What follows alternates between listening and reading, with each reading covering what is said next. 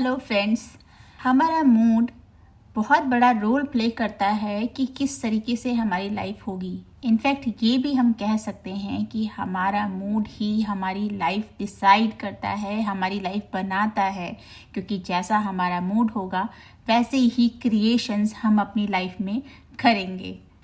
आज मैं आप लोगों के साथ जो सक्सेस स्टोरी शेयर कर रही हूँ वो नेवल गॉडार्ड ने अपनी book the law and the promise में शेयर की थी, और मुझे ये बहुत ही इफेक्टिव लगी कि किस तरीके से एक मदर ने अपनी बेटी का जो फाइनेंशियल प्रॉब्लम उसको फेस हो रही थी, उसकी बेटी को, उसको किस तरीके से लॉ ऑफ अट्रैक्शन के through with in a week उस प्रॉब्लम को अच्छे से बहुत ही परफेक्टली सॉल्व किया। हेलो फ्रेंड्स, मेरा नाम है अनीता और आज की इस वीडियो में मैं आप सभी का मोस्ट वेलकम करती हूँ। आज की स्टोरी है एक लेडी की, एक ओल्ड लेडी की, जो नेवल गॉडार्ड के लेक्चर्स को फॉलो करती थी, उनकी टीचिंग को फॉलो करती थी अपनी लाइफ में। क्योंकि इन स्टोरीज़ में उनके नाम नहीं मेंशन हैं, उनके शॉर्ट्स फॉर्म्स मेंशन होते हैं जैसे MB।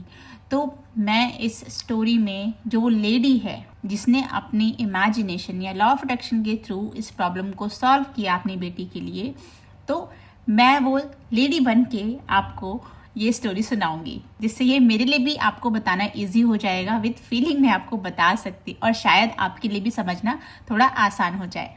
नेवल गॉडार्ड के लेक्चर्स में अक्सर लोग अपनी सक्सेस स्टोरीज को शेयर करते हैं और उन्हीं की एक लेक्चर में इस लेडी ने भी अपनी ये स्टोरी शेयर की थी।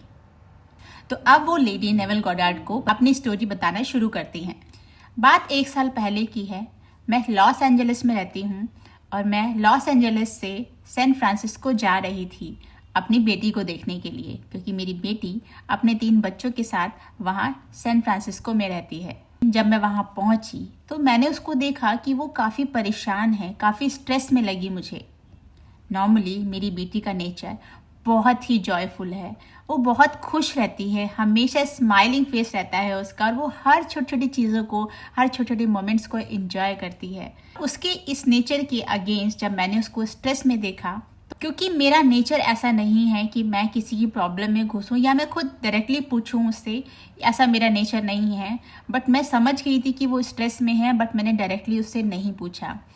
कुछ समय के बाद मेरी बेटी ने खुद ही मुझे बताया कि उसको कोई फाइनेंशियल प्रॉब्लम वो फेस कर रही है उस टाइम पे, और उस फाइनेंशियल प्रॉब्लम को सॉल्व करने के लिए उसको इमीडिएटली $3000 की ज़रूरत थी। हालांकि मैं बहुत गरीब नहीं थी, लेकिन फिर भी मेरे पास इतना कैश इमीडिएटली अरेंज नहीं था। तो मैंने उसको बोला कि अगर मैं किसी और से हेल्प लेके, किसी और से पैसे लेकर, अपने किसी फ्रेंड से या किसी रिश्तेदार से पैसे मांग कर मैं उसकी हेल्प करना चाहूँ, तो इसके लिए मेरी बेटी ने साफ मना कर दिया। और उसने मुझे खुद बोला कि माँ, आप अपने तरीके से मुझे हेल्प करिए, अपनी टीचिंग, अपने लॉ ऑफ अट्रैक्शन की टीचिंग जो आप करती हो उस तरीके से आप मुझे प्लीज़ हेल्प कीजिए। मतलब वो चाहती थी कि मैं आपकी टीचिंग, मतलब नेवल गॉडार्ड की जो टीचिंग मैं सीख रही हूँ, मैं उसको अप्लाई करके उसको इस प्रॉब्लम से निकालूं, उसकी ये प्रॉब्लम को सॉल्व करूं। उसका ये प्लान मुझे बहुत ही अच्छा लगा और फिर मैंने डिसाइड किया कि ठीक है, मैं आपकी टीचिंग, मतलब नेवल गॉडार्ड की टीचिंग को यूज़ करके, उससे मैंने जो भी सीखा है मैं उसको यूज़ करके अपनी बेटी की इस प्रॉब्लम के लिए सॉल्यूशन ढूंढूंगी।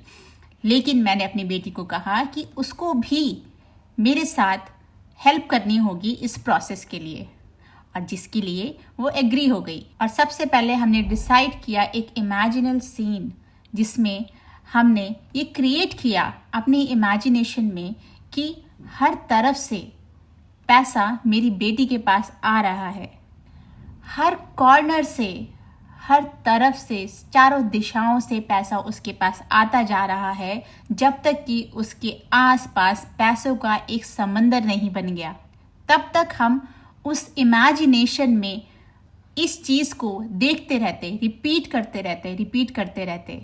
और हमने मेक श्योर किया कि जब हम इस चीज़ को इमेजिन कर रहे हैं, ये इमेजिनेशन में हमने उस जॉय की फीलिंग को बरकरार रखा, उसको बनाए रखा। अपने अंदर 1% भी या 0.01% भी डाउट या डिसबिलीफ की कोई फीलिंग को नहीं आने दिया।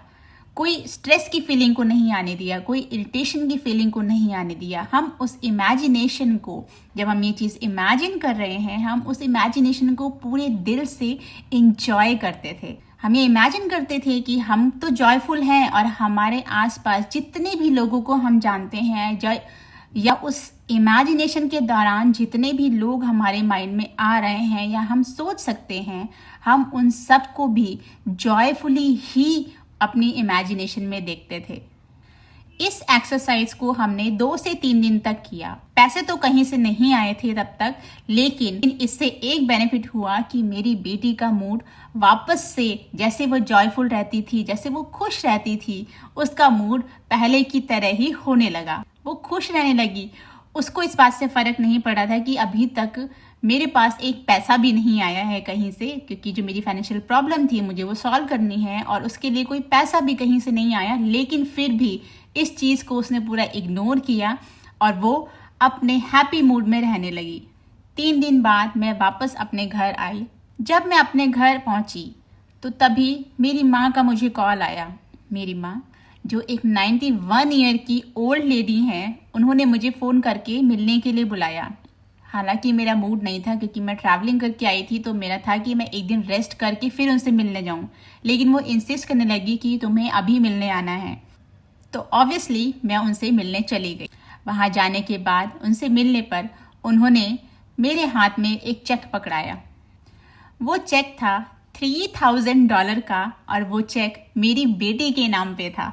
मैं वो चेक देख के बहुत ही सरप्राइज हुई और मैं कुछ बोल पाती इससे पहले ही मेरी माँ ने मुझे 3 चेक और दिए, जो टोटल $15,000 के थे, और वो 3 चेक मेरी बेटी के बच्चों के नाम पे थे। और इसका रीज़न मेरी माँ ने ये बताया कि कल बैठे बैठे अचानक मेरे दिमाग में ख्याल आया कि मेरे पास अब जो भी है, क्योंकि मेरी उम्र भी हो रही है, तो मेरे पास जो भी अब कैश है, एटलीस्ट मैं उन्हें अपने प्यारे बच्चों के नाम, जिनको मैं प्यार करती हूँ, उनके नाम उनको देना चाहती हूँ। और तब मैंने ये चेक बनाए कि मेरे पास जितना कैश है ये मैं उनको अभी दे देती हूँ। और मैं तुम्हें बता नहीं सकती ये चेक साइन करते हुए, ये चेक लिखते हुए मुझे कितनी खुशी हो रही थी। ऐसा लग रहा था कि मेरे सर से एक बोझ उतर रहा है।